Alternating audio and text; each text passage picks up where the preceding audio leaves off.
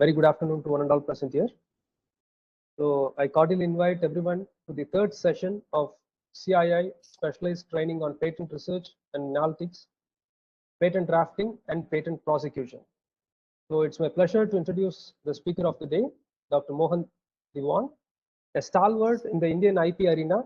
Dr. Mohan Diwan is a dynamic head of RK Diwan & Co. with over 54 years of experience in intellectual property practice, both contiguous and non-contiguous.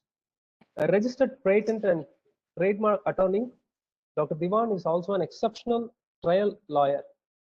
An expert at Indian trademark law, Dr. Diwan oversees infringement, passing off, and anti-counterfeiting actions for clients across India. From 1988 to 1993, he headed the IP law department of the University of Natal in South Africa, where he also taught private international law. He has drafted and obtained over 10,000 patents, which is very, very impressive, in nearly every technology area of life sciences, molecular material, to engineering, to electronics, to software, telecommunication, space technology.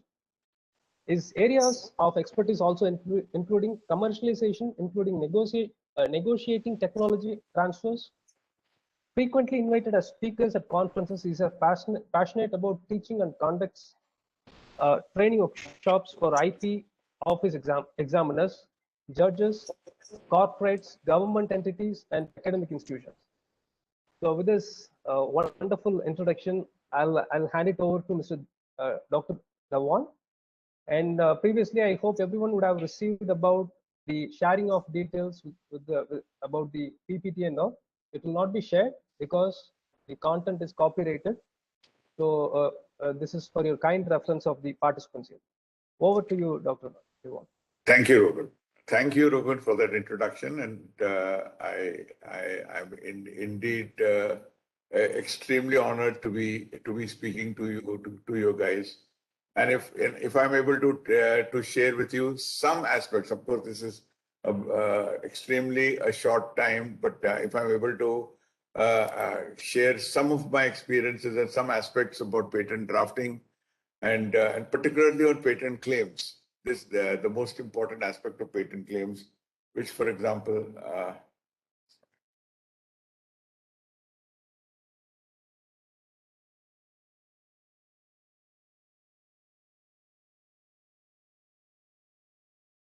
not shared. The screen is not shared.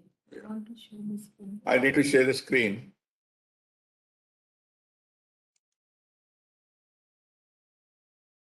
One moment, doctor. I'll give you presenter control. Yes, please.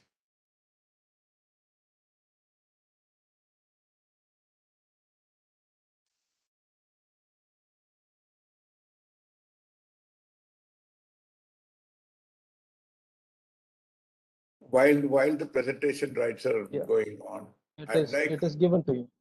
All right. Thanks.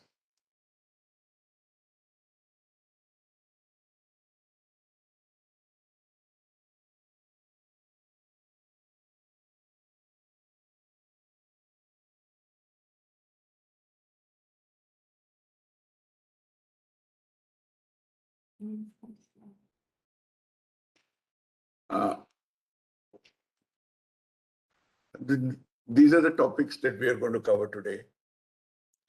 Basically, introduction to claims, claim construction, types of claims, and thereafter a short session on question and answers. I believe Niti yesterday shared this diagram, and this is probably the most important diagram when it comes to spec drafting that we have created. The lower portion of the tree is what we are going to talk about, because every tree, it is going to withstand any storm, any onslaught by competitors. If the patent holder wants to take actions against people who are infringing the patent that the patent holder has, everything will depend upon this set of tree structure, which we call the claims, and particularly the main claims. the main claim, that there may be more than one main claim. We call it independent claim. So this is the important claim, and then there are other side claims which are also important.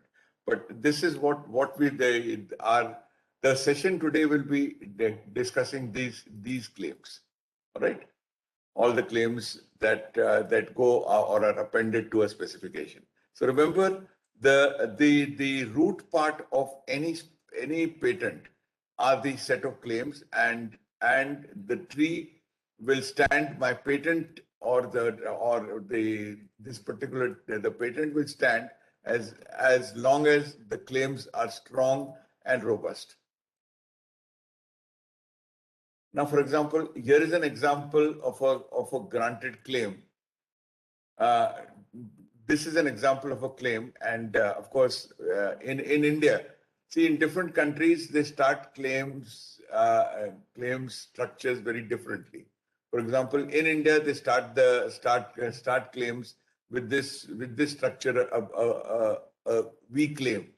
In the US and other countries, it's just claims.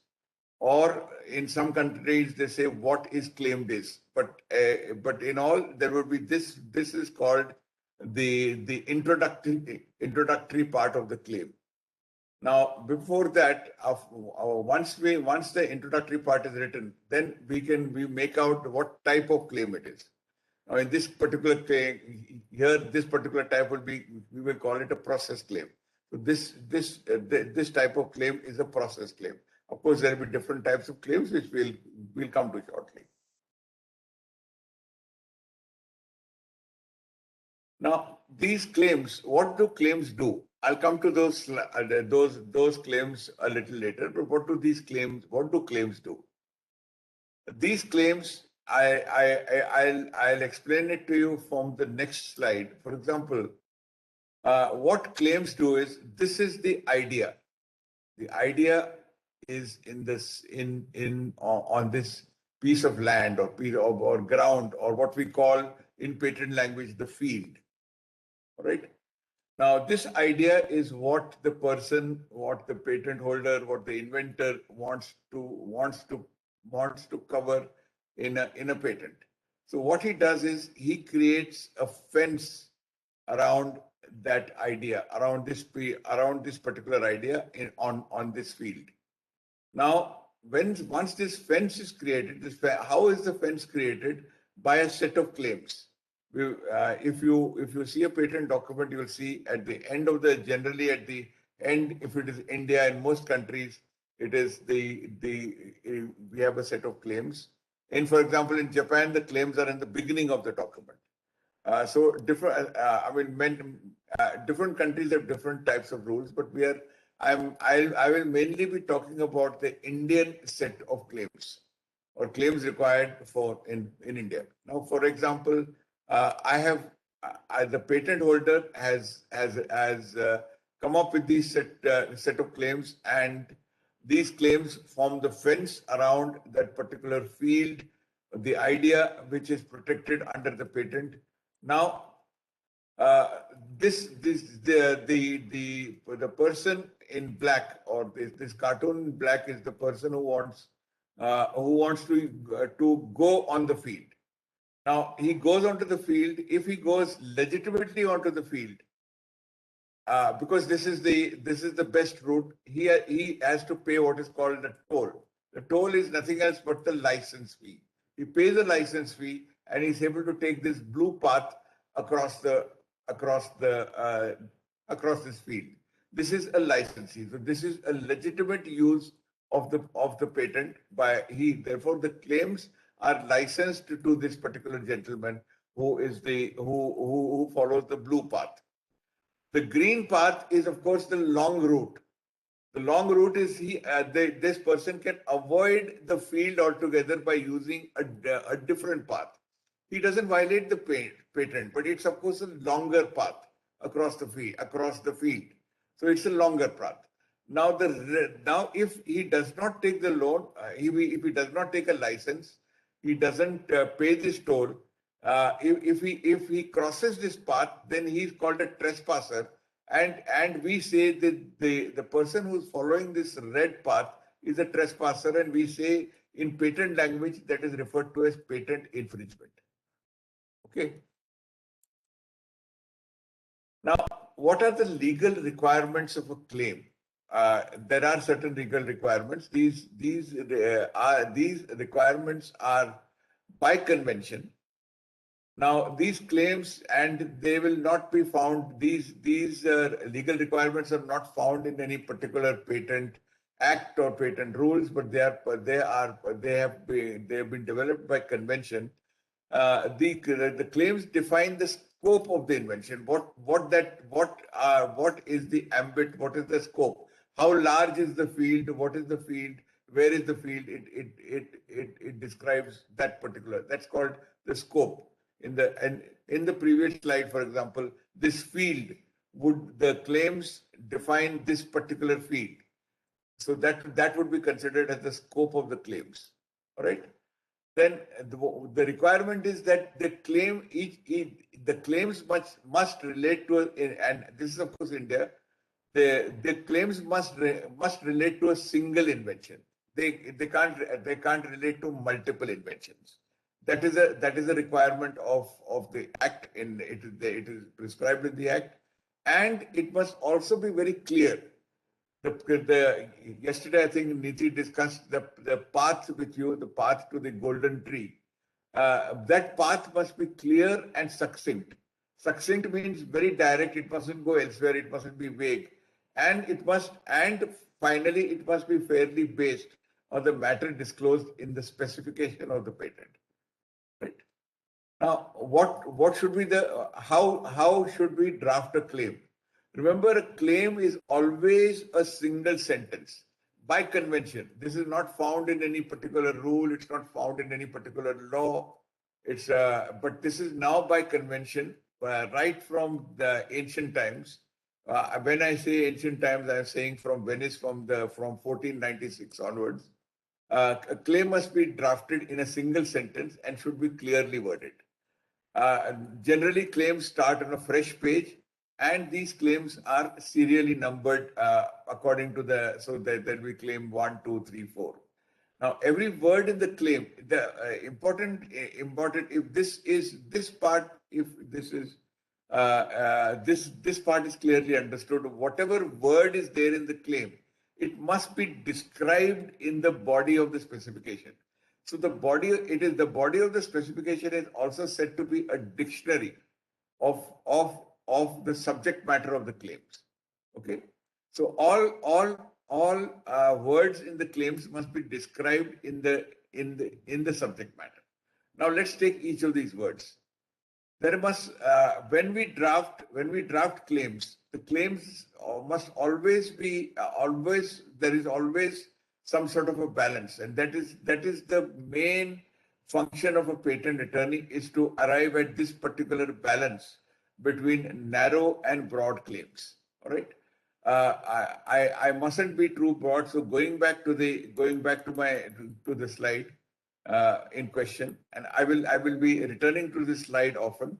Broad claims. So if this is my idea is here in this particular field. Now, if my claims are broad, and they are so broad that they cover this green path also, which is really not a path that I have invented. It's not part of the idea. Then I would say that such a patent is too broad. Now, secondly, if I make the claims in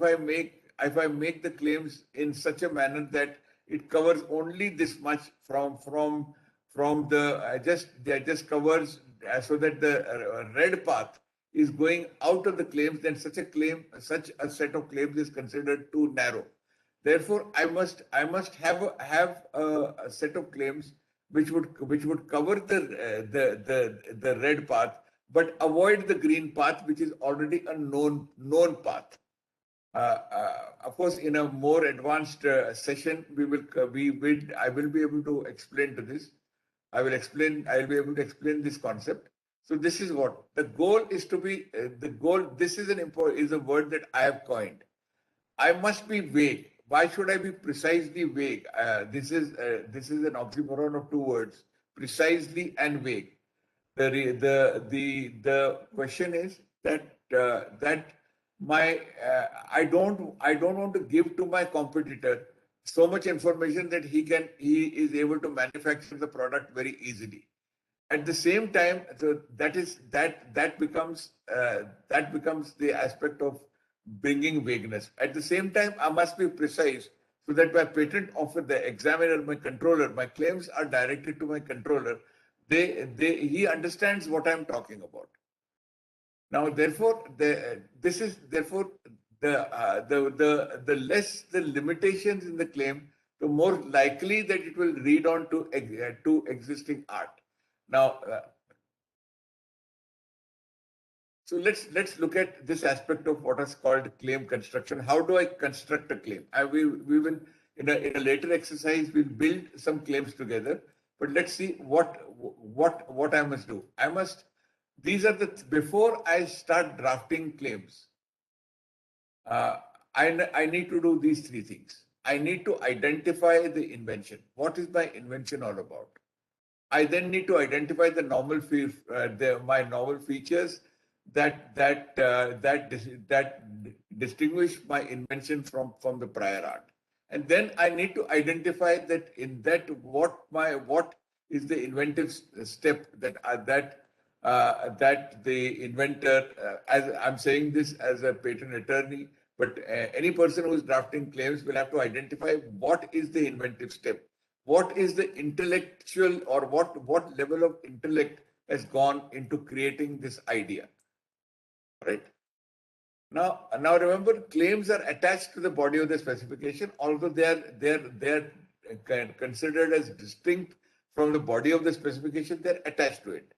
Now they form a separate structure and they're independent of the body, but must be tied. When I say tied, this is what I mean by the term tied. Every word in the claim must be in the body and must be described in the same manner. That means these words must not be described separately. All right, and all important terms and expressions in my claims must be defined very clearly and properly. All right. Now, every claim, the structure of a claim, we will take some examples, or always consists of three parts. One is called the preamble, then the transitional phrase, and the body. The body, this is not the body of the specification, this is body of the claim. All right. The preamble is the introductory phrase which introduces the subject matter. Now going back, for example, to the slide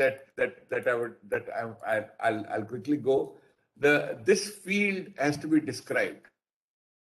My claim must describe this particular field. For example, whether this field is electronics, whether the field is agriculture, whether the field is mechanical engineering. What is this particular field? This is described in the preamble. So every claim has this particular thing called the preamble of the claim, and we'll take a few examples of preambles. Okay. Now the next aspect of the is what is called the link. That means this is the link that joins the preamble to the body of the specification. These are examples of phrases. Something which comprises the field, which comprises, comprising, including, consisting of, consisting. Essentially, I mean, these are generally what are called link phrases, and these link phrases have specific meanings, which we will take in future slide. And finally, we have the body of the claim. The body of the claim is the main phrase, which is the specific legal description of the invention. It includes like the specific elements, the scope of the claims, and whether and we will be able to define whether if you use the body of the specification. Remember, if somebody uses the body of the specification, only then a person will be said to be infringing the claim. All right. Now let's take this for example. Here is an example of a pencil to which there is a light attached in the center of the pencil and an eraser attached at the end of the pencil. So this is an improved pencil. It is just by example. So now we come to the preamble. What is the preamble? Is that it's a device. Once I say the device, we will understand that in India there are two types of inventions. One are called product inventions and process inventions. Now, the minute I say a device, we immediately say that this is a product invention. All right. This is an invention which relates to product, which means it relates to a device. What does this device? So this is the preamble. This part, the preamble in this case, is a device. Okay. Now, here, for example, the preamble in this particular case is a heterogeneous Ziegler-Natta catalyst system. So this again is a system, which means we are again speaking of a device. The device or product is the heterogeneous Ziegler-Natta catalyst system. So this becomes this will identify to the reader that we are talking about a product claim. All right. Now here in this case, this is a fiber optic cable. So my field, remember the slide, the first slide, always picturize that first slide. Here in this particular case, my product is a fiber optic cable. I'm not claiming the fiber optic cable. I'm saying that my product or my invention relates to a fiber optic cable. So this is what it says it relates to. All right. Now, in this particular case, it's a data input device. Again, a product claim, which is a data inputting device.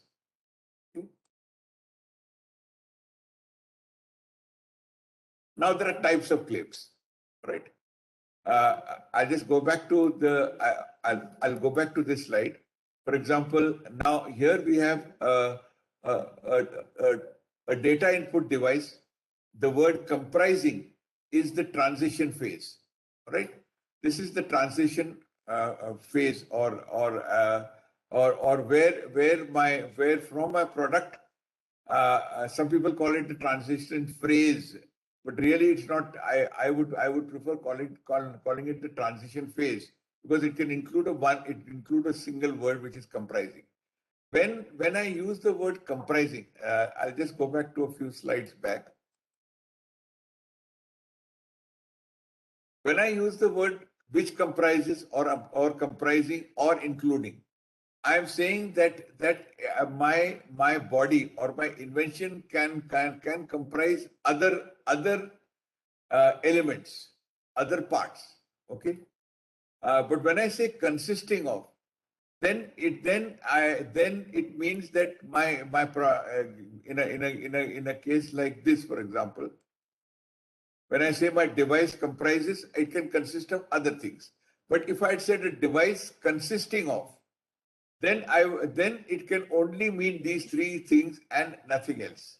Therefore, be very careful on when you use the word comprising and when you use the word consisting of. When we will actually do the drafting exercise, we will then understand what are the differences between these aspects.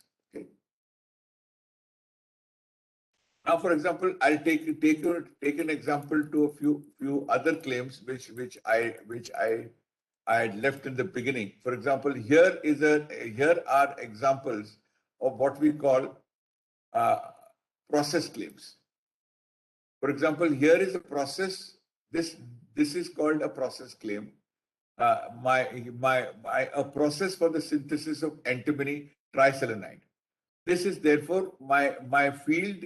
The field which I'm covering here is a process for manufacturing of antimony triselenide. Therefore, this is a process claim. Now, this process claim, remember, has a number of what are called process steps. A, B, C, D. A, B, C, D are process steps of this particular process. So preparing, milling, separating, drying. Or what do they have all in common? They're all verbs. Remember that in a process claim would be a set of verbs. Let's take another example. Now, these are, of course, dependent claims. We'll come to these a little later. As far as this is concerned, let's take the example of my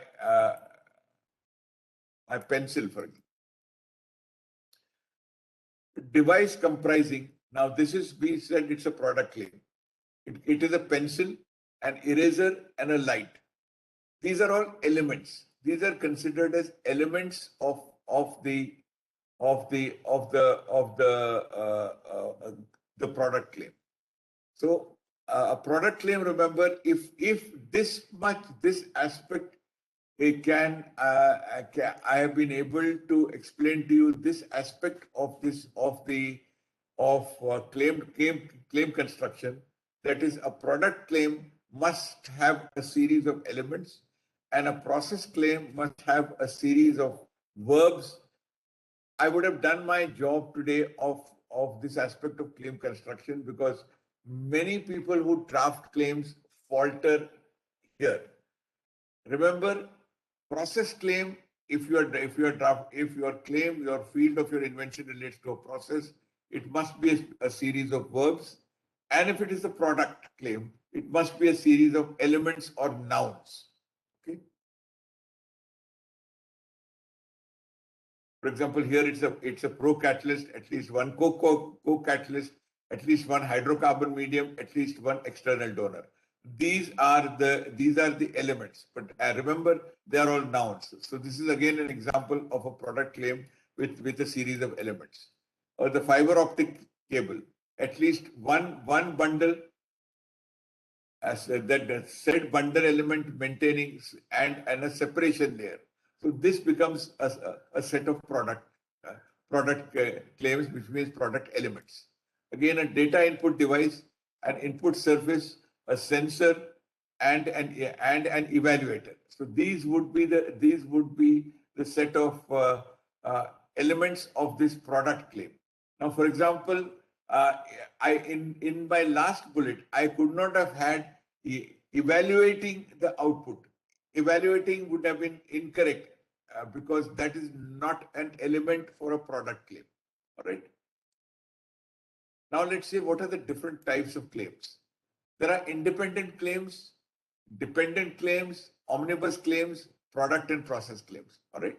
So let's take some examples, and we will take that. Now, independent claims are claims that do not depend upon and they're standalone claims.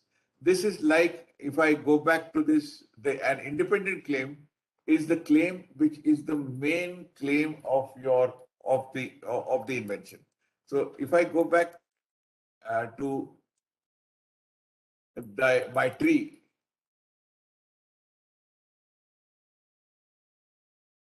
the main claim, there may be more than one main claim. As you can see, that this main claim, or this is the independent claim. This claim does not depend on any of the other claims. This claim is directly connected to the tree. And therefore, this is what we call as an independent claim. Now, in this patent specification or this patent specification tree, there is only one independent or one main claim. There may be another main claim also, and sometimes, very often, there are more than one main claim. There can be more than one. For example, in India, you can have two main claims: a product claim or a process claim. In the US, it is generally, when they draft claims in the US, there are generally three independent claims. As you can see, the main claim stands alone, and the dependent claims are extensions from the main claim. So that is the difference between the main claim and other claim. The word other claims here would refer to dependent claims, which in the context of what we were talking subsequently.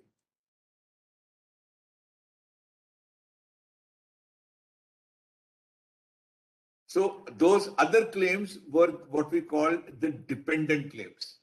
All right. Now, these product and process claims are types of claims. All right. So let's say independent claims are claims, or we would say instead of independent claim, I could have said the main claim are claims which stand alone.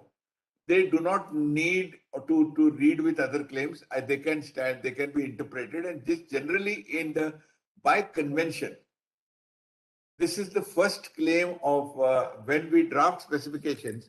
We generally draft with the first claim as the independent claim or the main claim, right? And this main claim, the important thing is that it must clearly define the essential novel features of the most important embodiment of the invention. All right.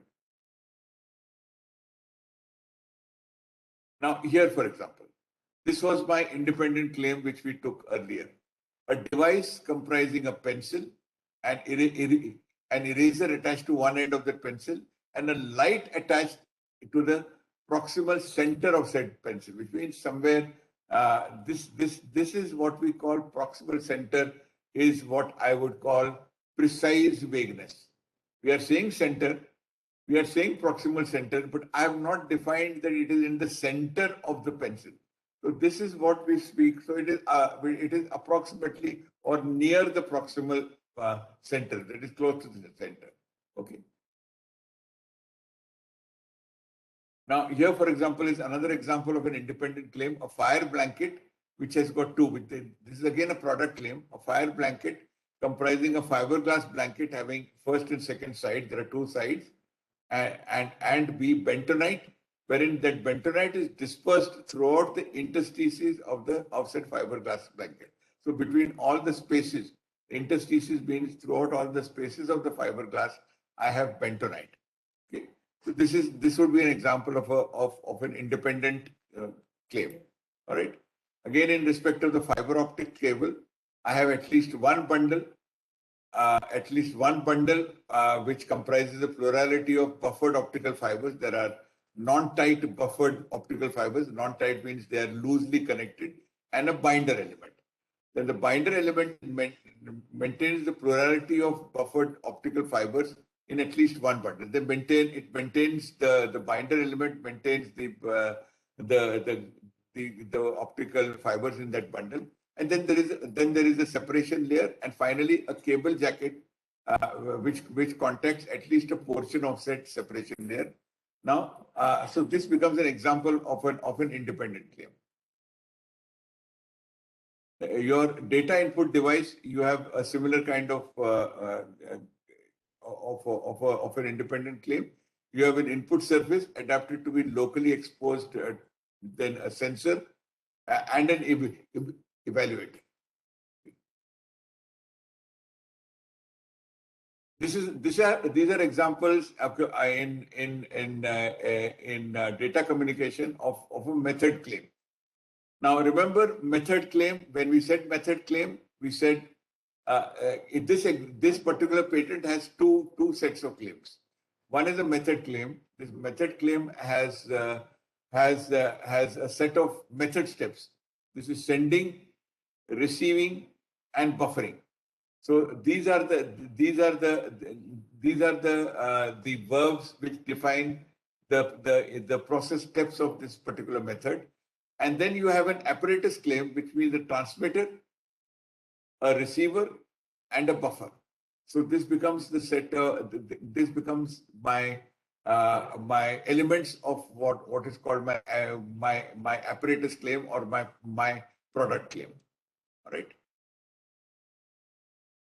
Now, dependent claims are claims which depend upon your the independent claim.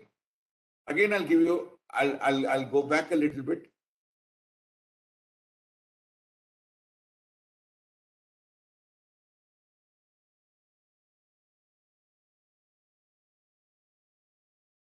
For example, this was a claim for synthesis of antimony triselenide. Okay, this was my main claim. Now, after that, these, as you can see, the process as claimed in claim 1, wherein the weight ratio of said elemental antimony to said elemental selenium is 2:3. So now this particular weight ratio was not defined in claim 1. So this is if I go back to claim 1.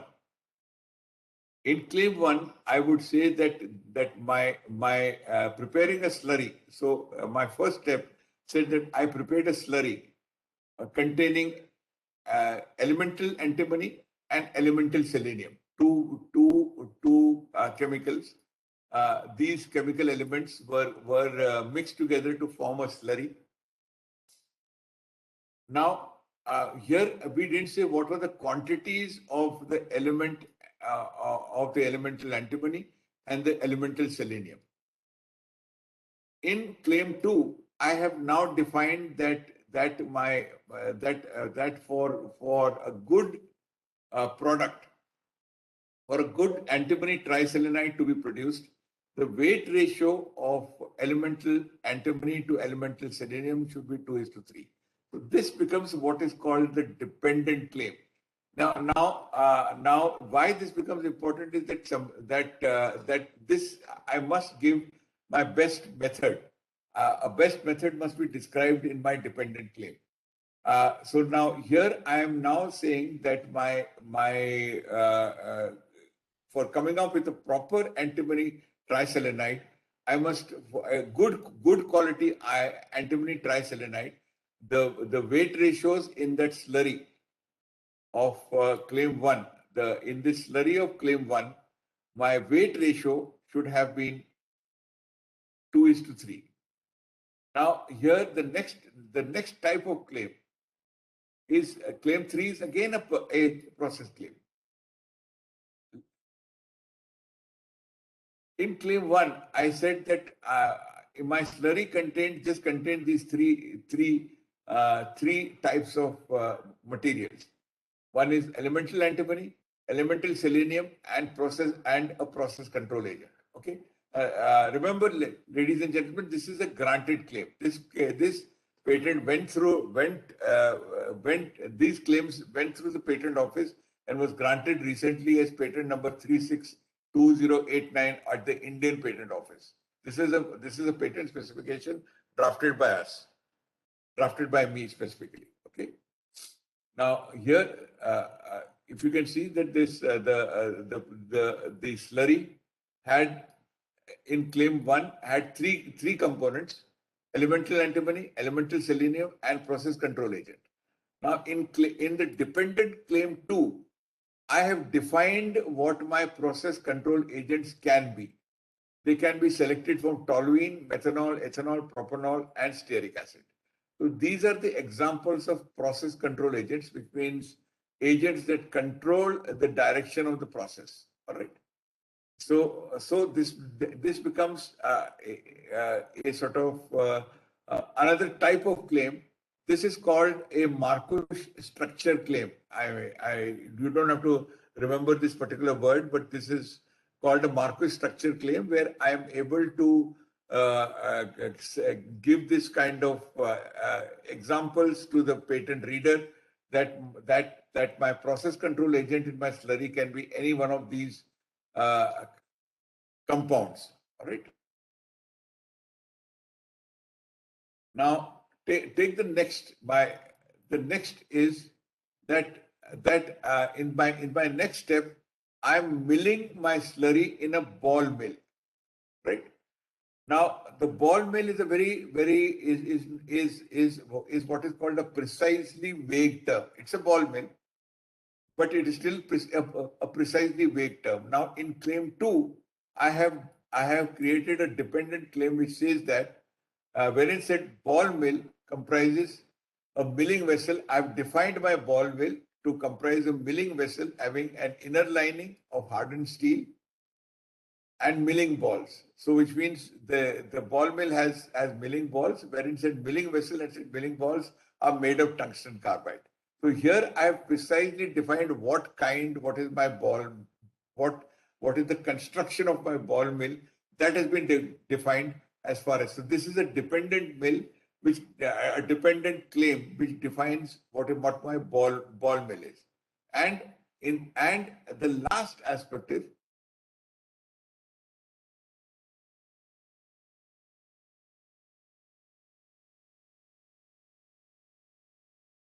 the milling balls. I've said the ball mill rotates, thereby enabling. Now what I have said that my ball mill contains, for example, let's say the process is claimed in claim 1, where the weight ratio of milling balls to the antimony and selenium is in the range of 10:1 is to 20:1.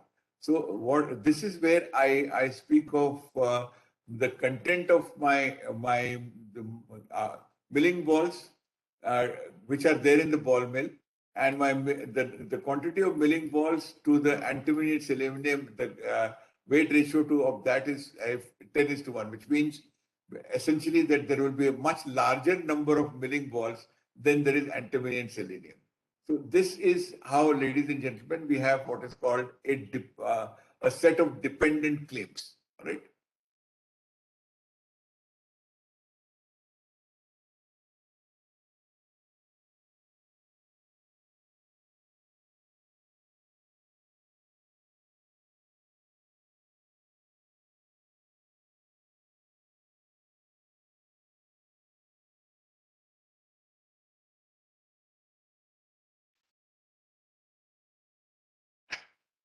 Remember, the important thing is this aspect, that the dependent claims should be clubbed with the independent claims. So remember if you remember the previous slides you saw, the dependent claims, it said that a process as claimed in claim 1. So it was clubbed to that particular claim. All right. For example, here was the device as claimed in claim 1, wherein the light is detachably attached. So let's take this goes back to the independent to my example of my pencil.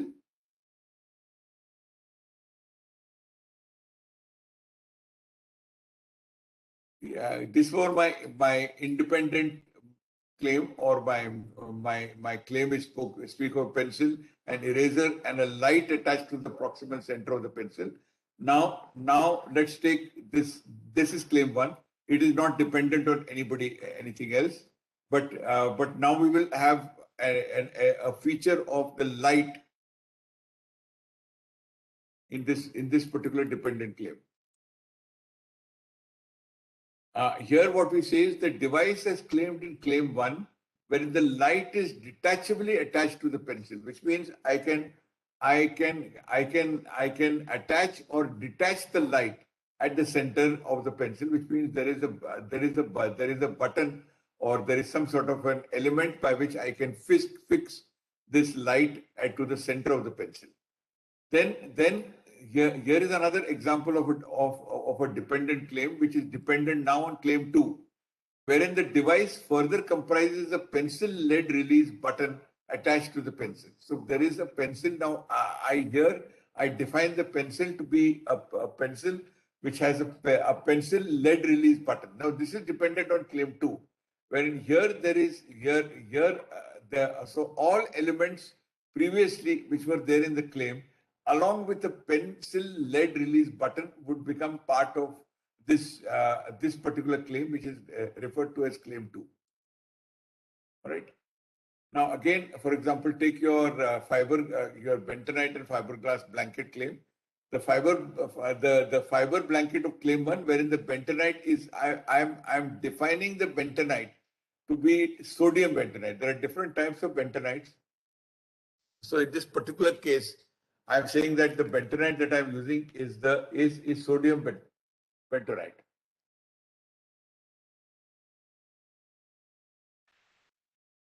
As far as claim 3 is concerned, I'm saying this is again an example of a dependent claim which is dependent on claim 1.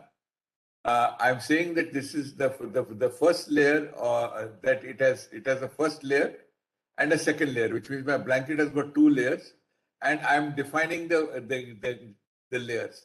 And in the last dependent claim, I'm saying that this is the a fire blanket, wherein said mesh fabric is of 10 to 100 grade cheesecloth. There is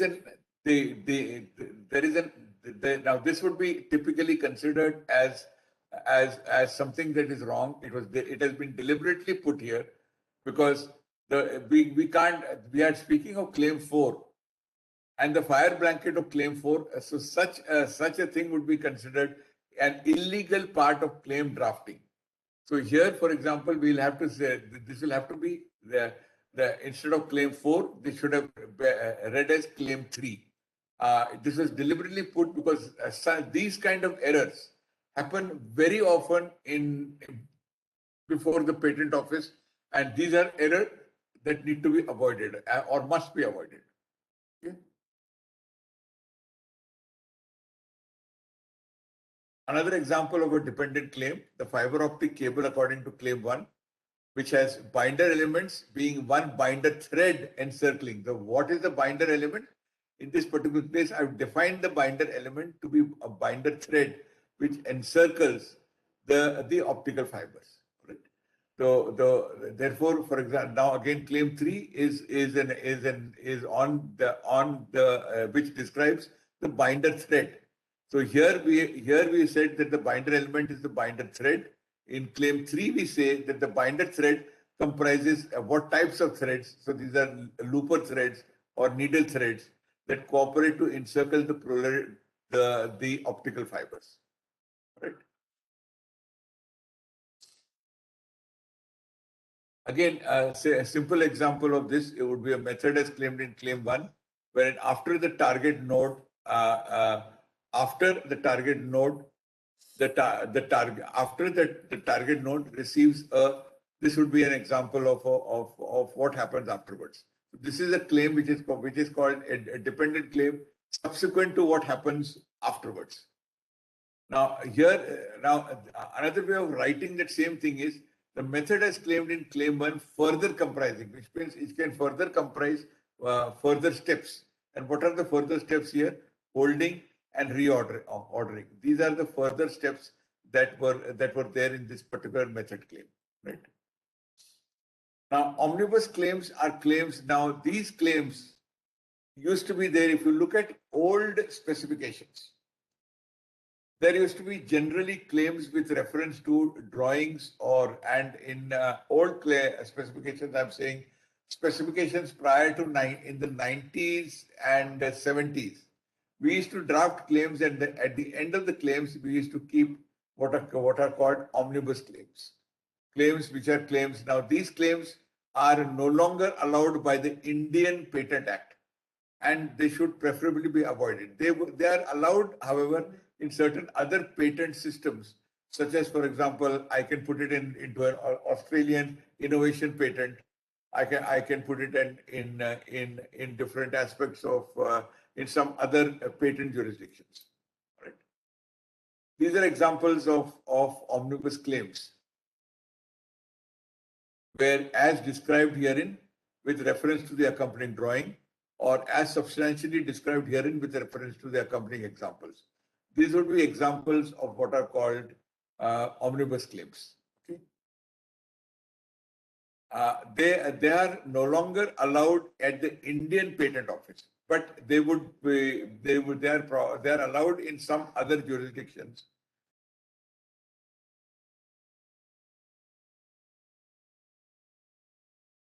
Now, product claims, for example, are products and its characteristic features. So when I speak of a product claim, I must have some sort of the field. So my field in this particular case will be the tetra-aryl borate compound. So it's a tetra-aryl borate compound. For those, because I deliberately took some examples from chemistry. So this is for example, a tetra-aryl borate compound is my field.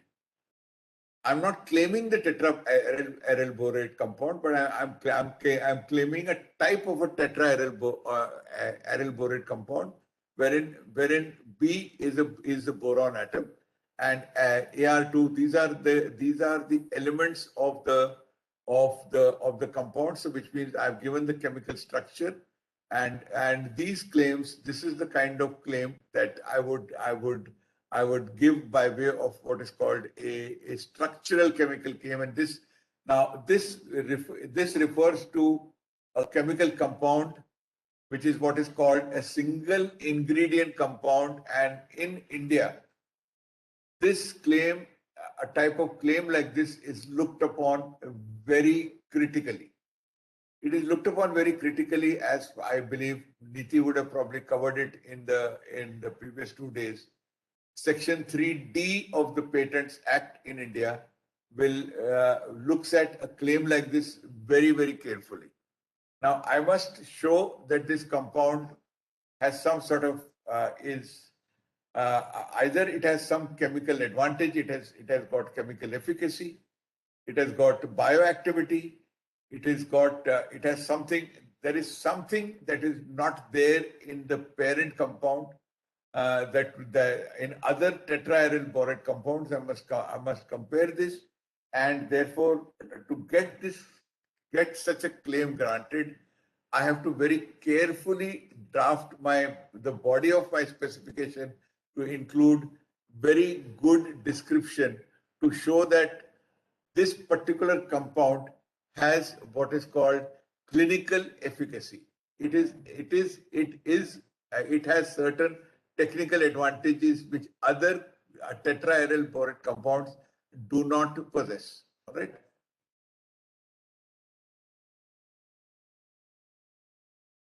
See, your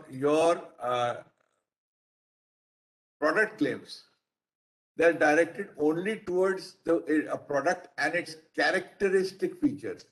This word is very important, particularly if I'm drafting a claim for the European Union.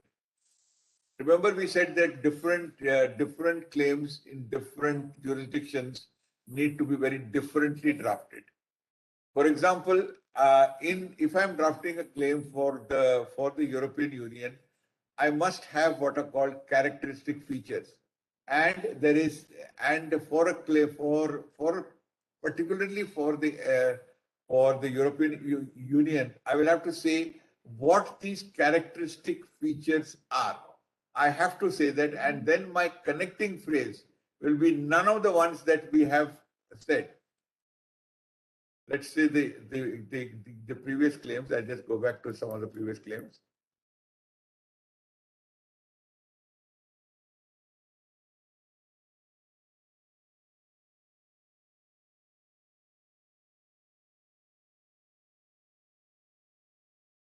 Yes. These were the link phrases or transitional phrases that I've used in as far as the Indian Patent Office is concerned. These are the acceptable ones.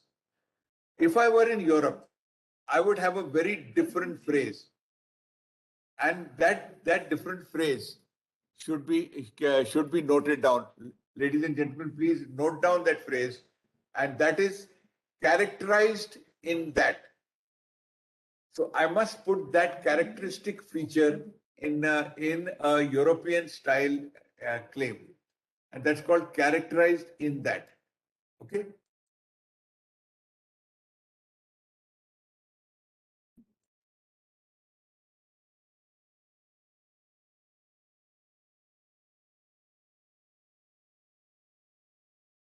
So remember that my claim or a product claim must provide its characteristic features and not the process of making that product. So how that in a product claim,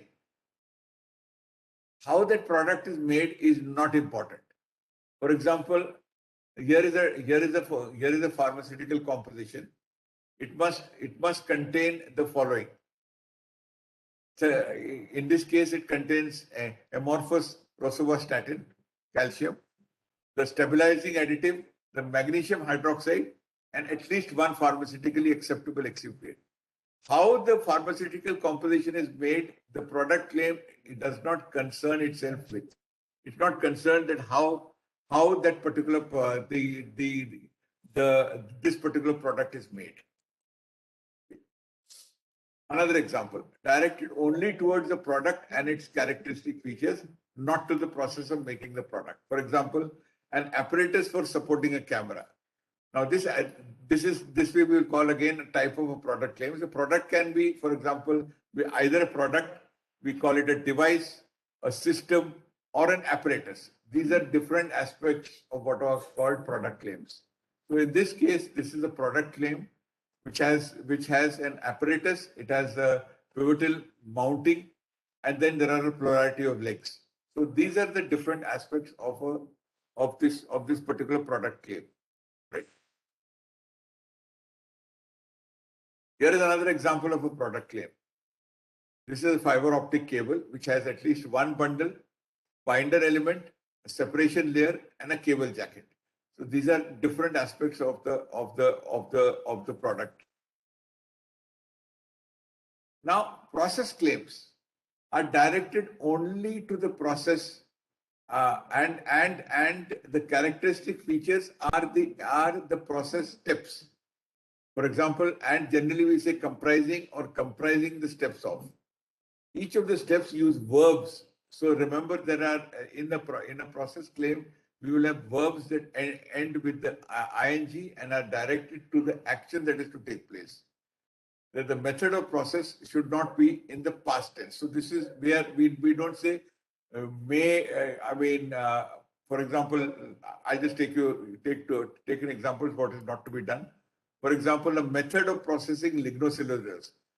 See, for example, reacting. The words are reacting. So this is the present tense. Separating, present tense. So I don't say the biomass is reacted. I don't say the solid cellulose fraction is separated. So I don't use the present tense in this particular aspect of claim drafting. So we have to use what are called present tenses, reacting or separating, all right? Which is present, but they also have to be verbs. Now, these are therefore what are called the characteristic features of this particular method. Okay.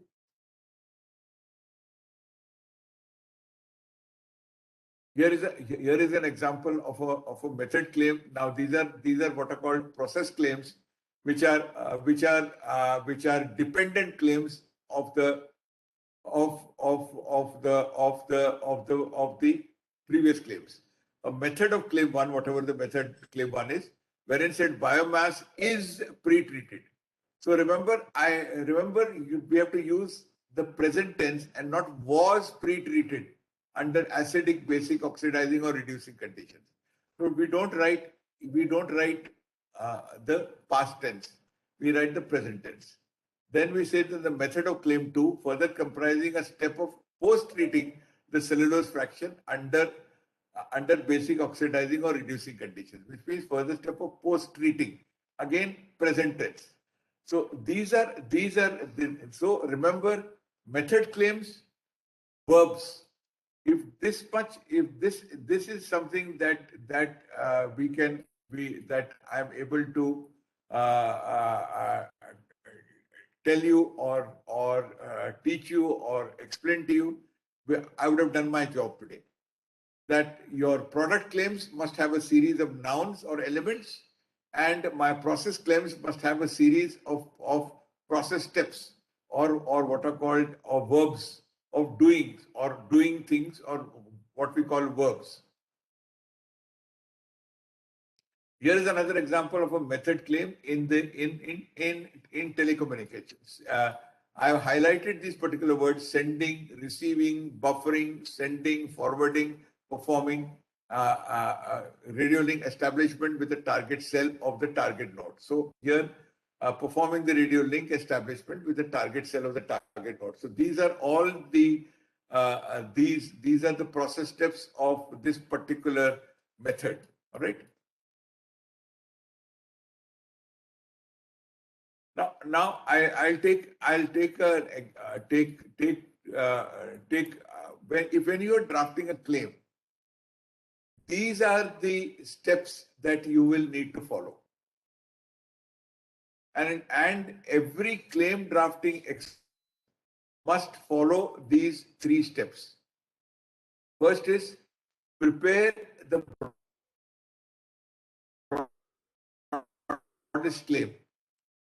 This is understand the invention's most fundamental is the invention.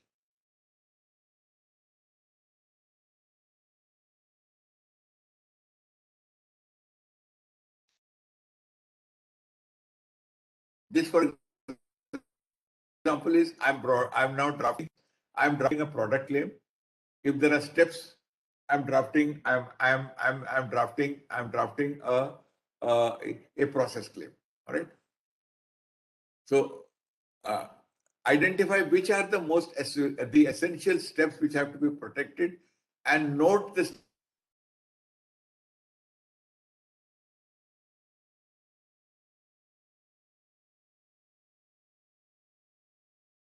relationships between the elements. Now, in step 3, after I've identified listed these elements, it is necessary for the invention to function in the manner intended. They must appear in every claim. Any element step unnecessary for its functionality should be in the broadest claim only. Any element which is unnecessary for its functionality should be in the only if it is of commercially important or that is the novel part. All right. So Namaste. With the initial conversation, there was some voice break, sir. So can you just try to re-summarize that? I don't know if everyone had the same problem, but couple of steps that you mentioned, we were not able to hear. All right. All right. So firstly, let us say if there was a noise break, I'll just repeat this particular part. Suppose we are drafting what is called a product claim. A product claim. Understand what the invention is. Now, many people start drafting claims without understanding what is the invention at its most fundamental level. I'll take a simple example later on in this presentation. So the first step is to understand the invention. All right, understand what the invention is.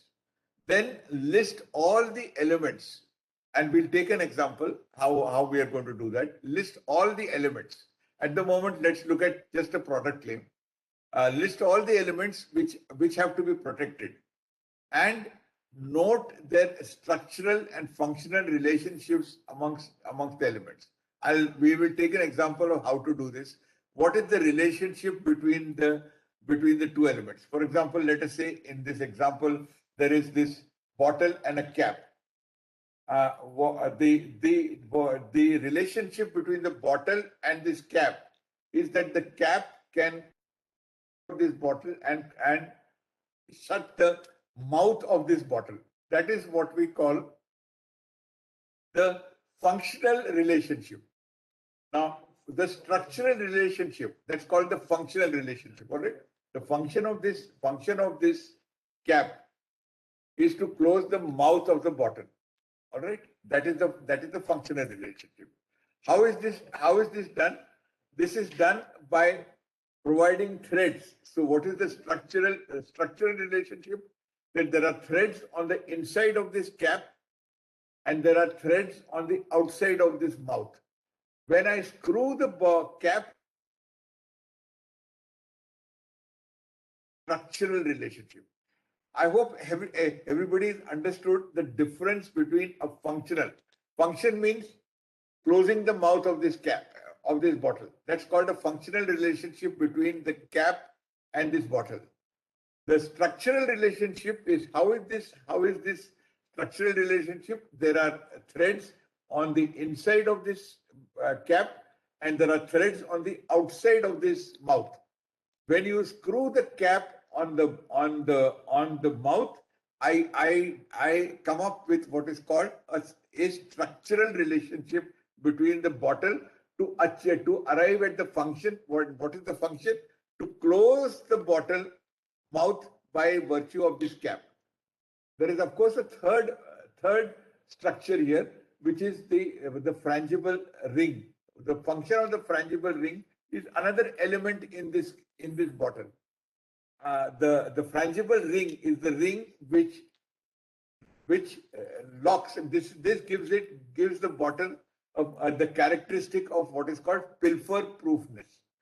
So that this makes the bottle pilfer proof, which means if If this cap, this cap and this ring is broken, it means that this bottle, this bottle was opened, this cap was opened, and that gives a. So there are in this bottle itself, we have seen 3 elements: the cap, the frangible ring, and the bottle body with the mouth. All right. So these elements have to be listed. Now the last part is you list the elements that are necessary for the invention to function in the manner intended. This must appear in every claim. This aspect, this function. That means that it is a bottle. It must hold water. It must hold. This body must be closed. This particular part. These 3 elements, which are the important part, this bottle and this cap. This must come in every element of the claim. Now, the last part is a little difficult, tricky to understand. If for example, now for closing the bottle, let us say for closing the mouth of the bottle, the frangible ring, we call this the frangible ring, or the ring that breaks when I forcibly move the bottle cap. This frangible ring is not necessary, but if that is very commercially important for the sale of this bottle, if that is the novel feature, then it must come in my step 3. Although it is not, I can draft a claim with just a cap and a bottle. I can just draft a claim with these 2 elements. But in this case, if this frangible ring is the novel feature, then I must include it as part of my step 3.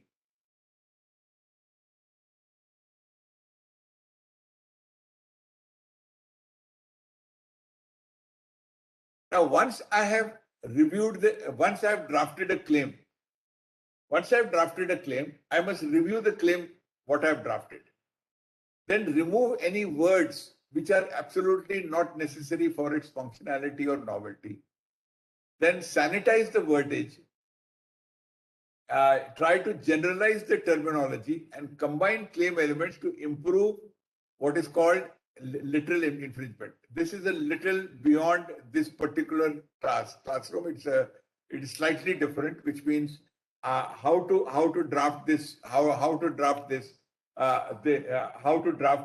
particular claims, how to broaden the terminology between as far as these claims are concerned. For example, I would speak of as I said, there are threads to this bottle cap, inner threads to this bottle cap, and outer threads to this to the mouth. Now, if I have to generalize this terminology, I would say locking means or closing means for closing this bottle or covering this bottle cap in a fixed manner to the mouth. And in a lower claim say that these locking means are threads, complementary threads on the inside of this cover and on the outside of this mouth. All right, that is an example of generalized terminology. Now, for example, now to improve my element structures, I would say that, for example, by locking ring. The locking ring that is there on this particular this locking ring has weakened elements, and how these weakened elements are defined between the cover and this, so that it is not too hard, it's not too difficult for cutting open this particular or separating this cap from the ring. This may become an important feature to improve the possibility that somebody else does not infringe. Now, of course, I've taken examples which are very and don't go by the fact that anybody can now protect this particular bottle, but I just took this by way of example, and even the next set of examples which will be related to drafting a specification for a chair, claims for a chair are in that genre. For example, let's take now that I need to draft an invention. I need to draft a claim. My claim 1, for example, my main claim for this chair. Now, to draft the main claim for this chair, how will I go about drafting this main claim? I would pause here for about a minute or so for each one of you to think that if you were to draft a main claim for this chair, what are the main elements? What are the main elements, and what are the elements that are really redundant or not strictly necessary? All right. Now, any one of you can unmute and please tell me an example of one main element that you would have used. Any one of you. A chair comprising of 4 legs. All right. So 4 legs. Let's say the 4 legs. 4 legs were one aspect of a main element. And anybody else with any other element? With the back support. All right. Back support. Very good. All right. And any other element? Sitting platform. Device which have no armrest. No, that is a negative kind of. That may or may not be. I wouldn't. Anything else which would be main? It's a chair. Member to support the body of the person. Yes. So a seating. Let's say these are the 3 things. Sorry. Sitting Seating. Yeah, absolutely. Seating means. So let's take it now. So what are the essential elements? Let's take the seat. All right. That is number 24 is the seat. So I must have a seat. Okay. Seating means or the seat. Next. I must have legs. Somebody said 4 legs.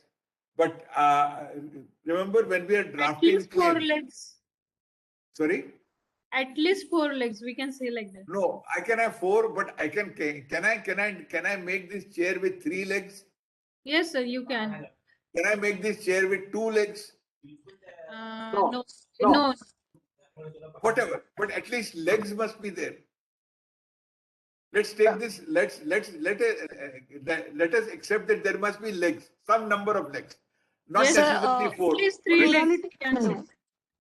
Yes, sir. Sir, can we say that a chair which is including a broader sitting area includes a flexible back portion and also includes the 4 legs? No, not 4. we See, I won't want to. Yeah, a plurality of legs is fine. Now remember. Now suppose you say plurality of legs. Okay. Suppose I say plurality of legs. Can I make a chair? I'm asking you this question. Can I make a chair with 1 thick leg in the center? Can I? Yes, with one big leg, yes, you can. Yes, 1 big leg in the center. So see, this is what is called identifying different. I must think like an infringer. So the minute you have said plurality of legs, my mind straight away went into that I can have 1 thick leg in the center and I would be out of the invention. I would not be violating your patent. Okay. So remember, the next is of course a backrest. So these are the essential elements. Now we come, what are the non-essential elements?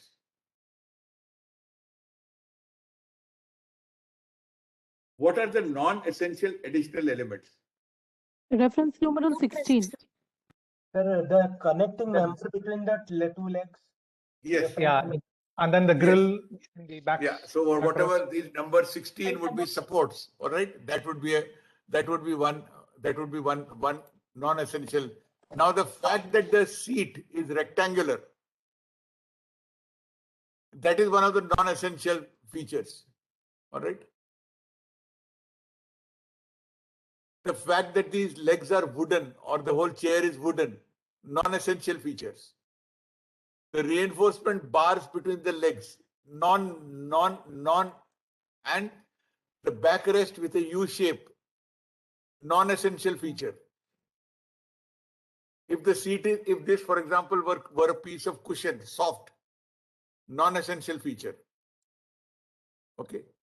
Now let's draft a claim.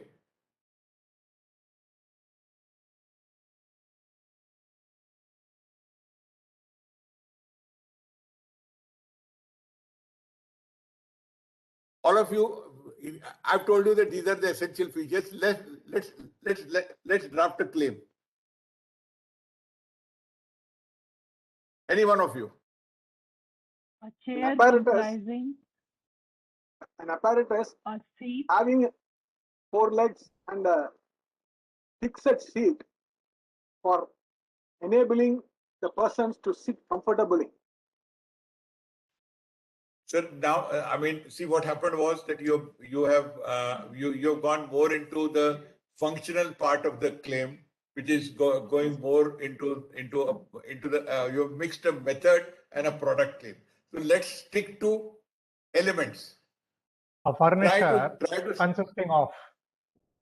Yes, sir. So it will be a furniture consisting of, and Yes, all the Yes, mandatory elements that you mentioned earlier. Tell me, sir. Tell me what would you say as mandatory elements? So consisting of legs to support. Yes, sir. A seating design with a backrest. Okay.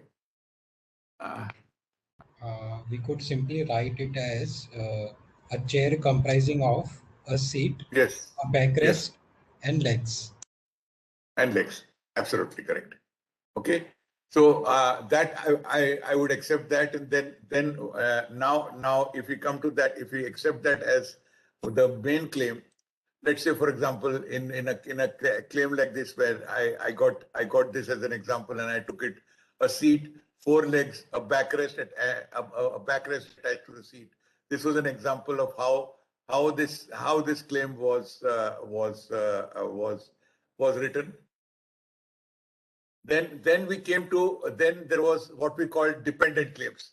The first dependent claim was wherein the seat has a rectangular contour, which means that the seat is rectangular. That became an what we would call as an example of a dependent claim. Now we said that wherein the upper surface of said seat comprises a cushion, so that may be an example of a dependent claim. Then wherein the chair as claimed, wherein the legs are wooden, that could be an example of a dependent claim. Now wherein the backrest has an inverted U-shaped frame. Okay. Now again that is again an example of a dependent claim. And then before that, let's look at this chair. Is there any other dependent claim that you can think of? Let's say chair as claimed in claim 1. What else would be a dependent claim? The chair is having 4 legs, having interconnections. All right. Interconnection. Okay. Now with interconnections, I can have a further claim. A further claim. Footrest. A footrest. Footrest, maybe, very good. Wherein that and we'll give it a number wherein 16 is the footrest. What else? The chair as claimed in claim 1, further comprising a pair of armrests. Armrest, yeah. The armrests are not there, but you can include armrest. But about this drawing itself, So see, the backrest of the chair has some gaps in it. So all right, gaps in it, very good. That is something that is picked up. That it is. Let us say I would say gaps in it. I would rather put it as ventilated. Yes, sir, exactly. I would rather use the word ventilated. Now, can somebody describe to me that gaps? Somebody who is mechanically minded, can somebody describe the gaps? So the gaps to allow free flow of air. Yeah, correct. But can we describe how the gaps are there? What are these gaps? Distantly? The gaps between the backrest.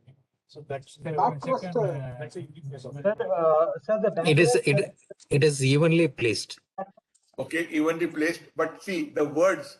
Now that is where a little language helps. These words are called slats. SLATS. You know, each of those bars are called slats. So a mesh in the form of a mesh of slats. Okay. Structural support members of the backrest having interspaces to allow free flow of air for better ventilation. Absolutely. You can add that you can describe it in that way. Okay. And somebody can say that somebody can say that those structures are parallel. In this case, as you can see that they are parallel, substantially parallel. All right. And they form a mesh. Secondly, somebody spoke of the connection between the legs. Sir, but when you are going to give so many details, aren't you narrowing down the scope? No, sir. These are dependent claims. Sir, however, the writing as plurality of horizontal bars. Yes. Plurality of horizontal ribs. Then you can say wherein the horizontal ribs are parallel, wherein the horizontal ribs are uneven. These are all examples which can come in dependent claims. All right. So this was a typical example. Let us say a basic example of claim drafting. I know in just one day's exercise today we will not be able to do too much of claim drafting, but this would be an example now of. Now, for example, I can also have a method of making. I think somebody's device is also open. Now, could you mute at least the two devices? There are two devices which are playing. That is why we are getting that echo. Thank you. One of you. Now we can have another example, what is called a method of making the chair. How would you mount a chair is mounting one end of a leg to a lower surface of the seat and securing the lower end of a backrest to an upper surface of the seat, which means these would be the method steps, which means what would be the method steps? These are method steps. Remember verbs. I prepare this frame of legs. I mount the seat on the top end, operative top end of the legs, and I mount my backrest to the upper surface of said seat. This would be an example of a method claim based on this diagram. Now once I have done my first claim, I now look at that first claim. Remember my claim 1.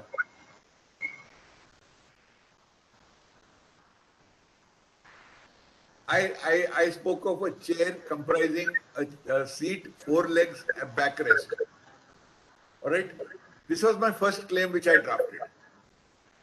Now we decided. Now I thought about this claim, and this is an exercise.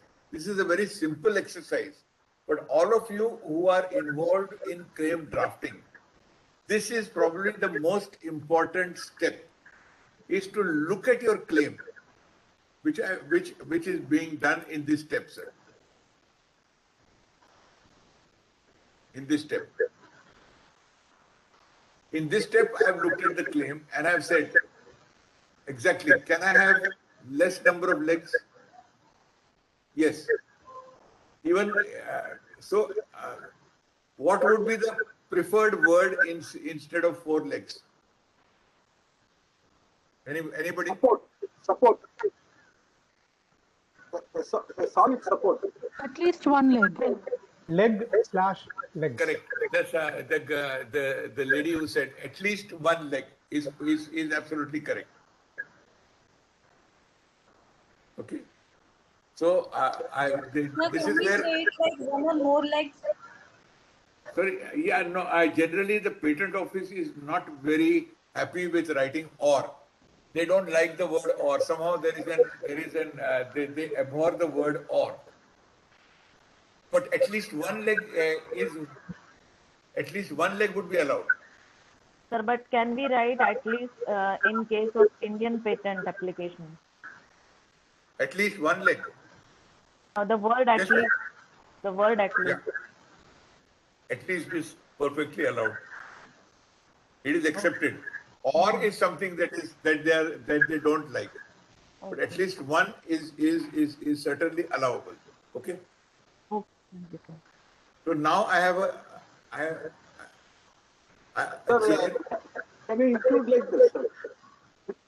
A chair with a solid support, maybe with single leg or multiple legs. Or again, patent office will tell you no. It is multiple of inventions.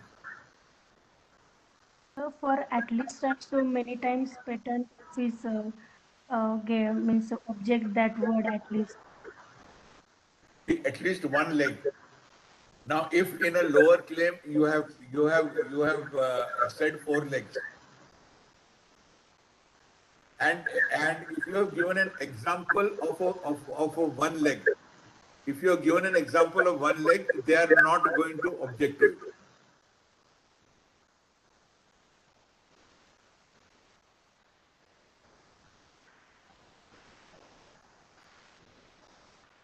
Now, these are little final tips of proper claim drafting. Remember, the claim has to be in one sentence. I've seen so many good claim writers where a full stop comes in the middle of the. A full stop comes. Please, guys, somebody else, please unmute. Everybody else, mute yourselves, please. I have seen so many claims that have been there at the patent office, written even by good claim writers, where the claim where there is a full stop in the middle of the claim. That is simply not done. Secondly, claims should always be given in the form of a range. Now, for example, in this particular case, the girl who said this objection of at least one way is to write a range. All right. So, what would be practical in this case? Let's say, what is the kind of range that you would like to have? 1 to 4. Now, 4 will be again a little too narrow, sir. What about putting one more leg in between the two?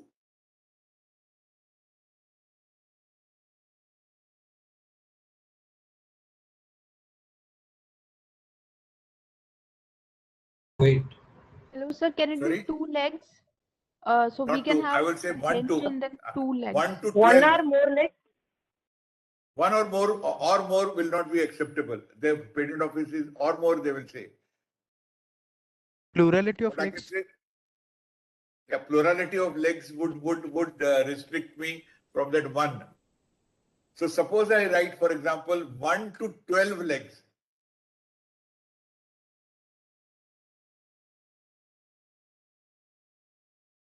Suppose I write 1 to 12 legs.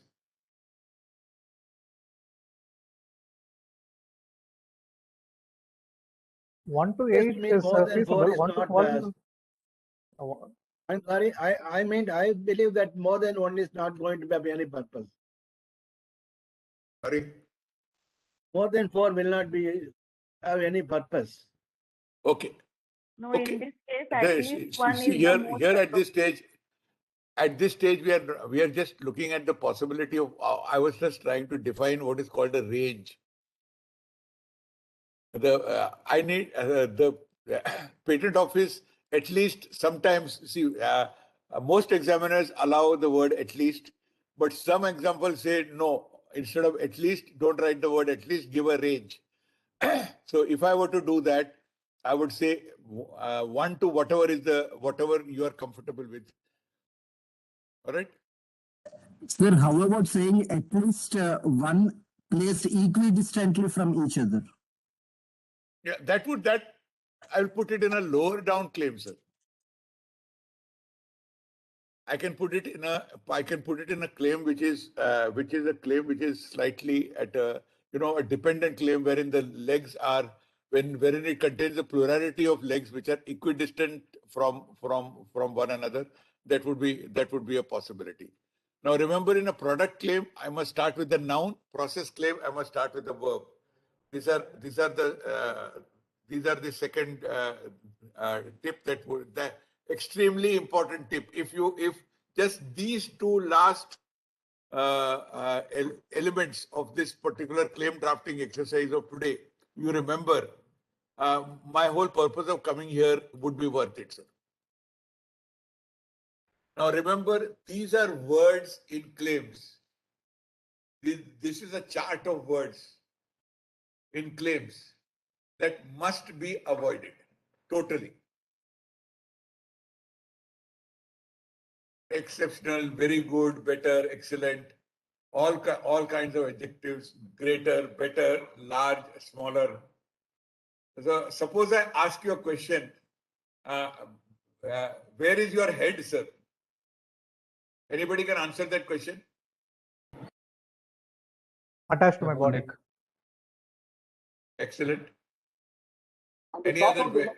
On the top Sorry? of the neck. On the Attached superficially to the body. Yes, sir. But what happens is that suppose somebody is doing Shirsasana. At that time, the head does not become the top of the body. So the head is situated over our shoulders. Yeah, over the shoulders, you can say, or on top. Though, I mean, those kind of words are fine. Top of the neck. Head is attached to the body. Is much simpler. Attached to the body is fine. It is at the top of the neck. Sir, when the man is Connected to the neck. At that point of time, you use the word operative top. So at that time, you write the word operative top. Operative top.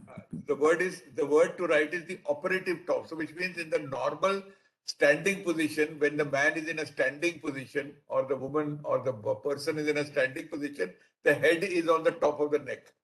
So that is where if you define. But if the person is in a sleeping position, reclining position, or if the person is doing Shirsasana in yoga, the head may be at the bottom. So in that position, that would not be a correct description. That is why it is top. The words like top, bottom, and we don't use metric systems or one important word, sir.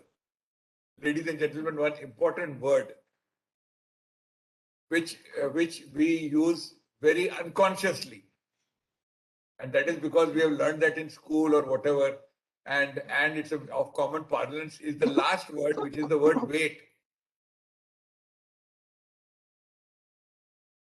Those of you who are scientists, will they define for me what is the weight? What is your weight?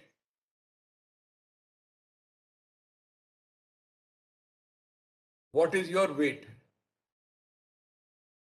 Anybody? Into gravitational acceleration. Sorry? Yeah. Weight is actually a force. If you look at physics, weight is a force by which your body is attracted to the center of the body to another body on which it is standing on. I will not say Earth. For example, today there are people thinking of going to the Mars or the Moon, but on Earth, it is the force by which your body is, that the weight is measured in dynes. Weight is not measured in kilograms. And the actual term in patent drafting is the word mass. M-A-S-S, mass or mass. So your mass is measured in kilograms. So if you say that my weight is 70 kilograms or 60 kilograms, you are defining your mass and not your weight. This becomes an important part, and there have been a few cases in the US and other countries where where this word has been very, very importantly defined. Actually, sir, scientifically yes, speaking, yes, weight sir. is mass, but it is mass is equal to volume into density. Okay. Please look at weight. Weight is a force. I'm not. I don't want to take. I'm not here. I'm not going to argue with you, sir. Please look at any book on physics. You'll find that, sir. Anyway, I just wanted to be when I mean these things are picked up only by people. What we call when we write patent specifications, we write a very different language called patentees. Our language is patentees, which uses certain words, which does not use certain words. For example, words like preferably, essentially, these kind of words. Words like at least. There are certain words like embodiment. Certain words that only patent attorneys or patent. So our style of writing is very different, and that is the language that we teach when we do spec drafting. It is really an intense exercise when to write a patent specification so that important thing is that you write it in such language that general people, normal people will easily be able to understand. That is patentees. You make something very simple a little complex and write it in a complex manner so that general people will not understand that language very easily. Okay. Now, it is better to decrease the length of the claim. These are certain important parameters.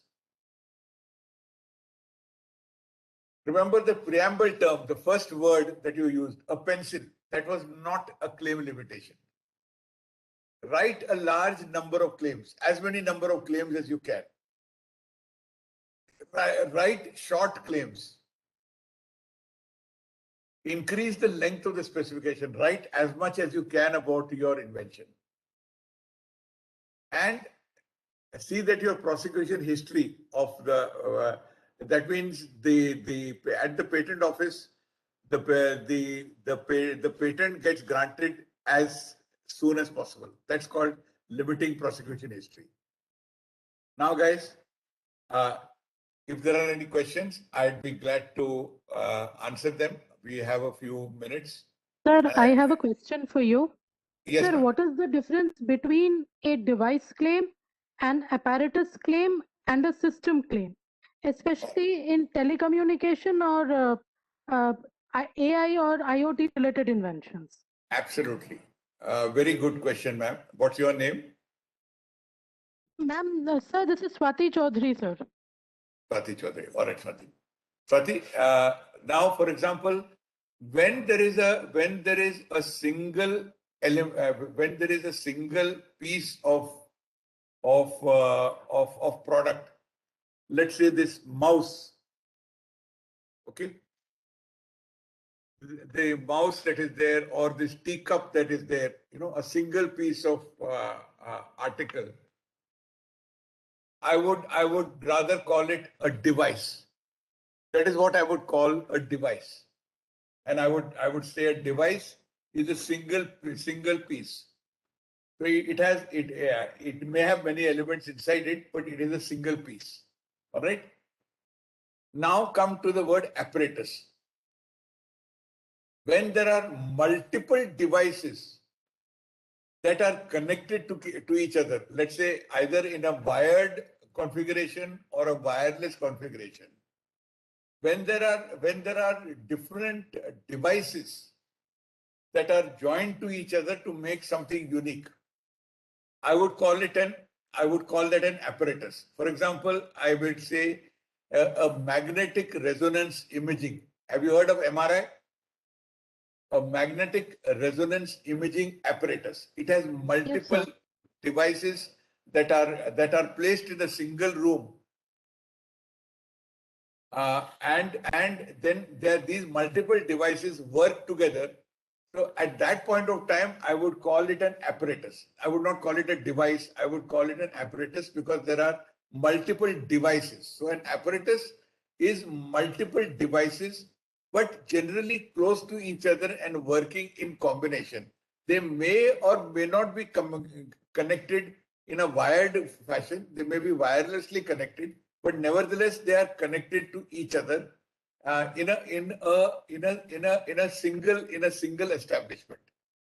And that is the point of time when I would call it as an apparatus. Now system. I would call something a system where the devices and apparatus. A device may have a large number of there are large number of apparati. Remember, the plural of apparatus is apparati. The correct legal plural of apparatus is apparati and not apparatuses. Some people write apparatuses, but the legal plural is apparati. When there are a large number of apparati which are remotely located in different locations, I have, for example, in your case, the AI, my node, there may be nodes located in different, spaced apart in different, remotely located from each other. They may all be connected via the internet. There may be data storage repositories stored in one country, in another country, in different locations. There may be different kind of input-output devices. There may be editing devices. Then in such a case, I would call it a system. So a system, therefore, would be multiple apparatus, each apparatus containing several devices and located fairly remote from each other. I would call it, now when I say fairly remote, it may be in a school building. For example, I may have an educational system where there are different classrooms, and in each classroom there may be a blackboard, and there may be a teacher robot, and there may be those systems for imaging, sending imaging onto a blackboard or a whiteboard, and there may be a repository with data. There may be an operator that operates that data. Such a thing would be called a system. Therefore, these three elements: a device, the apparatus, and system, all three fall in the category of what are called product claims. Is it clear, Swati? Sir, it is very clear, sir. Okay, thank you. Thank you, sir. Anything else, guys? Hello, sir. So there is a Yes. question. Yes, Okay, ma'am. sir. If we are making a chemical compound with certain process, and if Yes. both the process and the compound have unique properties, means they are novel.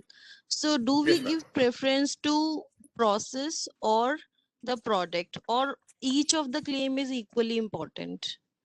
Yeah, each of the claim may be equally important, and your claim set may have the product claim. Now, remember, the product claim in India is very difficult to get granted.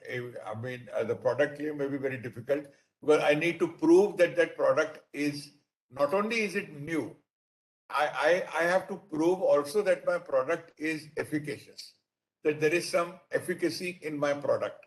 it has some clinical advantage. It treats better, it treats faster, it treats more number of diseases, it treats some disease which other products do not claim. So that is the product claim. Then I will have a method of making that particular product, which will have number of steps. Now, in my product claim, I will describe the various. I will describe its chemical structure, and I will attach. I will describe what is by means of if it is an aromatic compound, the basic carbon atom, and then I will say in what position of the carbon atom is the element. I will say it has an element AR1, where A is equal to so and so, and R is equal to so and so. So I will describe its structure, but I must have that structure very clearly in my head. A lot of people they try to describe, but then they make mistakes on that. Okay, so I will if both are important, then I will write both. Okay. Okay, sir. Thank you. Yes, ma'am. Sir, I have a question, sir. May I ask you? Of course. Sir, with respect to system and method claims, I understand that a system is a way to, claim the elements and how these elements perform a particular function along with the inventive step. But when we have, let's say, more than one set of method claims or one set of system claims, for example, which are narrower in scope than the earlier set. What I'm trying to say is, for example, there needs to be at least 3 conditions for one process to take place. But I have another alternative step which may or may not take place, but then it's another variation of the same invention. Yes, So can I claim that kind of a method or yes, you system? You can claim that as a method claim, but as a dependent claim. So I'll say that my first claim, your first claim is a method claim with the first three steps, which are your essential steps. Then you will have what is called a dependent claim, which you will say the method as claimed in claim 1 or the main claim, which also includes this additional step. So that I would claim it as what is called as a dependent claim. I'm sorry, I'm not able to go too much into the depth of claim drafting, and claim drafting exercises are really a very important part of this thing. But the shortage of time, I've just been given these 2 hours. So within the 2 hours, I need to do this. But those of you, we will of course have. Who are really interested in very serious claim drafting or spec drafting, we will be having specialized courses, and you can write to us about this, and we'll let you know. Okay. So, sir, another question. You specifically mentioned something about being precisely vague. What is your experience with this thing? Like how the patent office deal with it, or how we can be smart about it? So by making it precisely vague is, for example, giving a range. Like in our chair device, I said my chair being 1 to 12 legs. That is the fact that it has legs, the fact that it is precise between 1 and 12. This is, I would say, but it is vague still, because I have not said, for example, I don't, and I describe, for example, if really I want to have only, let us say in my case, I just want to have my chair with 3 legs. Well, I don't give a drawing. I don't give a drawing of the 3 legs. I give 4 legs, I give 1 leg, I give 6 legs, but I don't give 3 legs. That's being precisely vague. But I have claimed in my claim of 1 to 12 legs. That is how I have made it vague. I have not sort of given my exact kind of nature, and most of the time we get away with precise vagueness. Now, sometimes, of course, a very shrewd controller or examiner asks me to pin it down, And then, of course, I have to be precise and not vague. But I would prefer to have my specification on the vague side, so that I have a little breadth in my claims. Correct. Sir, I have another question for you. Can I ask, sir? Yes, ma'am. Of course. Sir, the question is, what is the difference between an aspect and implementation and an embodiment? All three words are used in the patent specification, but what is the difference between the three? Aspect, implementation, and embodiment. All right. All right. These three words are very commonly, again, part of patentees. All right. Aspects are generally used when you have, in one aspect of the invention, we write, and then in another aspect of the invention. When we generally want the examiner to get, we are writing multiple inventions in the same document, and we want the examiner to, we are giving a hint to the examiner that I have included different aspects of the invention this invention in my specification. I write one aspect and another aspect.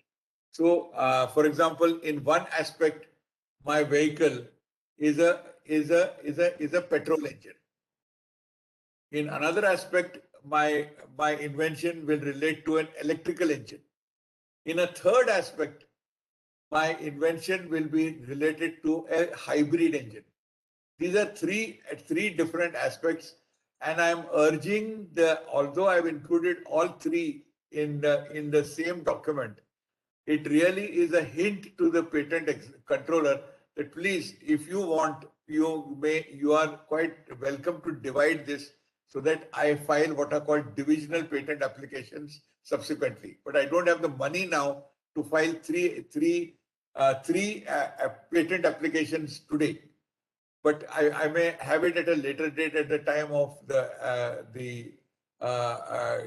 the time of examination. So I file divisionals. That's the time when I would write aspects of my invention. The next word that you used was implementation. Implementation means in use.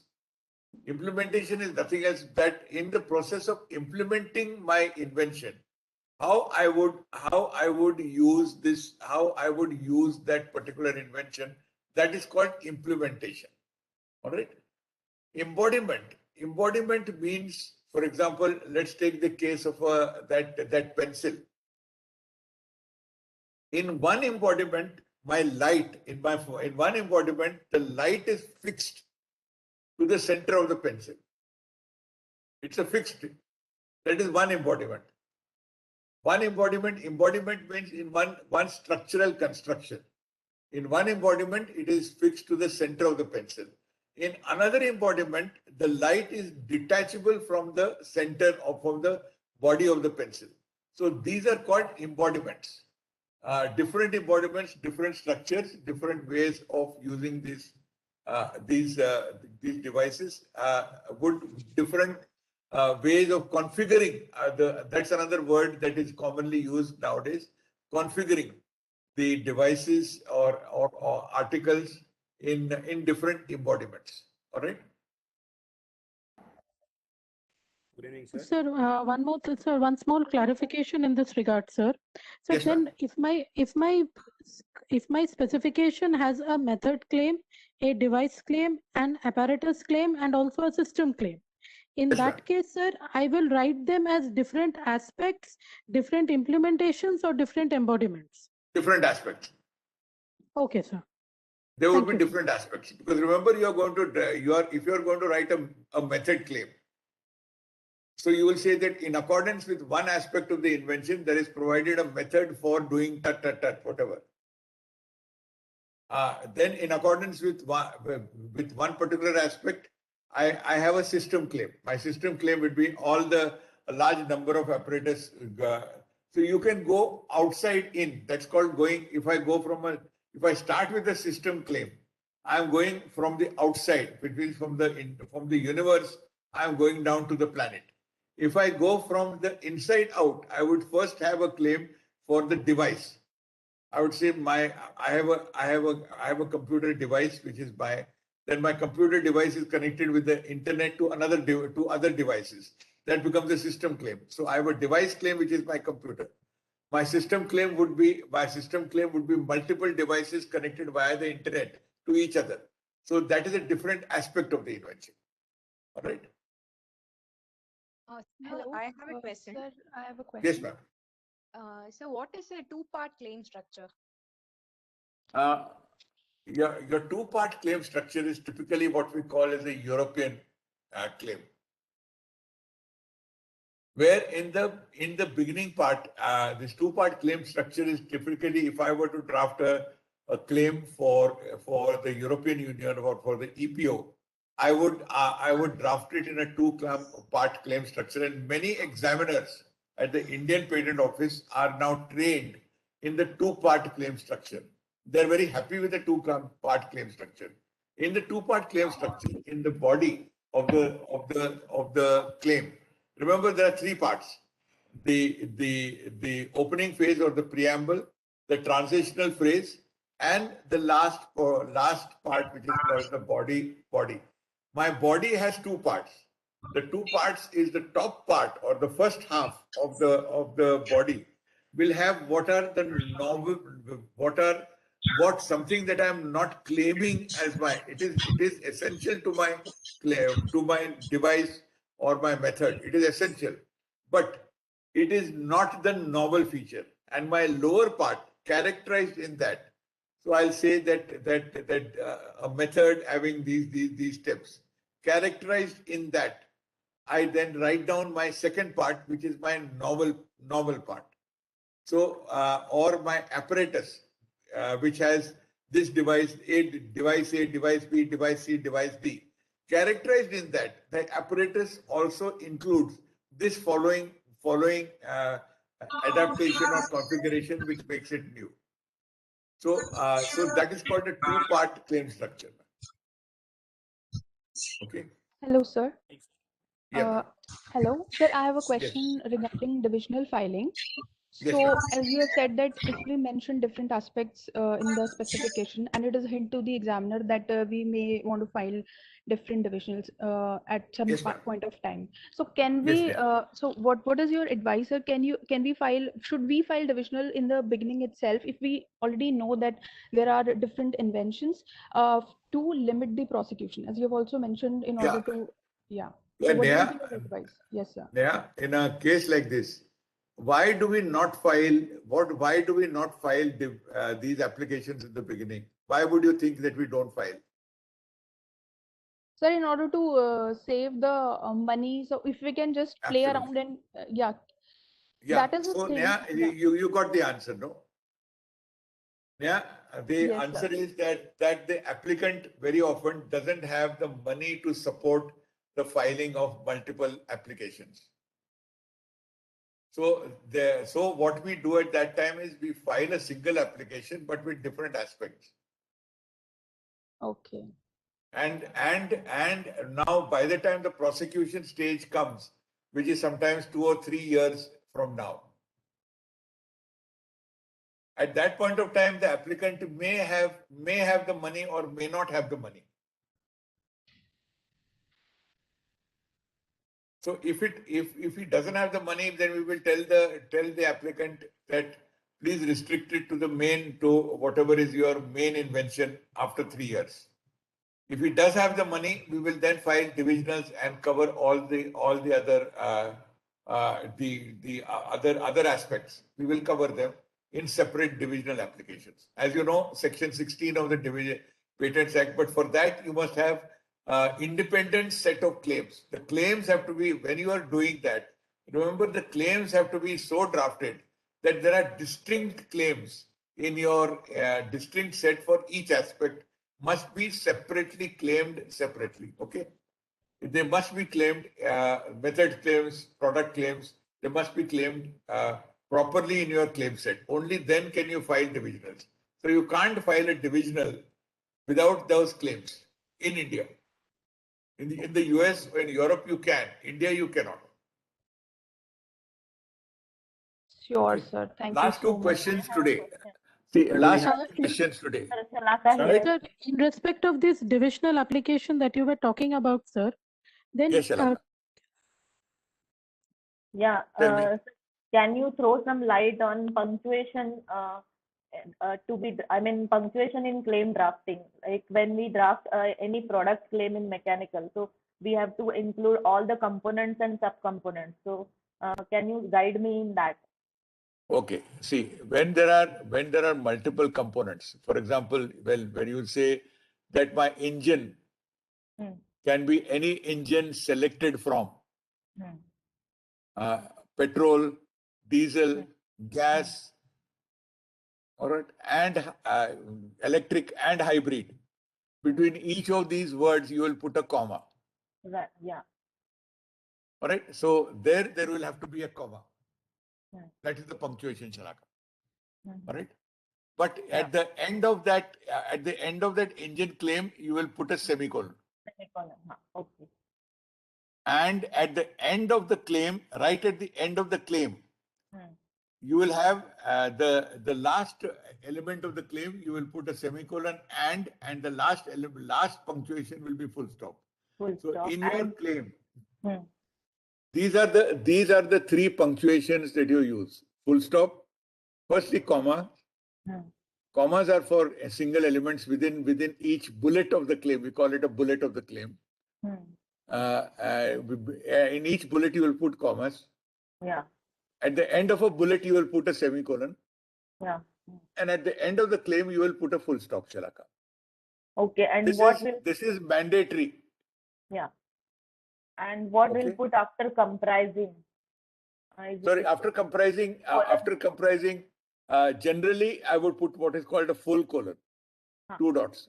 Okay. Okay. Thank you, sir. All right. So do we have to input all the technical specification in the claim because some of them may be very crucial to expose? Senta. Sentari Raja, sir. Yes. Yeah, I can't hear you. You can talk a little louder, Senta. So do we have to import all the technical specification in the claim because some of them may be very crucial to expose? Yeah, you don't need to have all. You only have to have the novel features in the claims. A lot of the other technical features remain in the data, in the description, describing. Your body of your specification will act as a dictionary. Okay. Thank you, sir. Right. All right. Now, guys, I will be back again tomorrow for a little while. And on the last day, we'll have a strong. So please note down all your questions. Even if you can send the questions to CII, I'll try to answer all of them. We'll try to answer as many of your questions because really this is your show.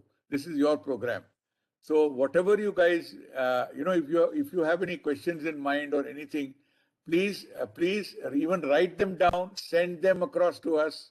My email ID is there available. Either mine is divan@rk.divan. Please send it to me. Please send it to Neeti. Please send it to us. We will, of course, and I don't want any question to be unanswered. We can either do it or later on we'll send it to you in writing, the answers. So if you guys have any questions, please do not hesitate to write to us. And orally, I will try on the last day to answer all your other questions. Okay, guys? Good night. God bless you. And finally, keep safe. Okay? Thank you, sir. Thank you so much. You're welcome. Thank you so much, sir. Okay, sir. See you. Bye.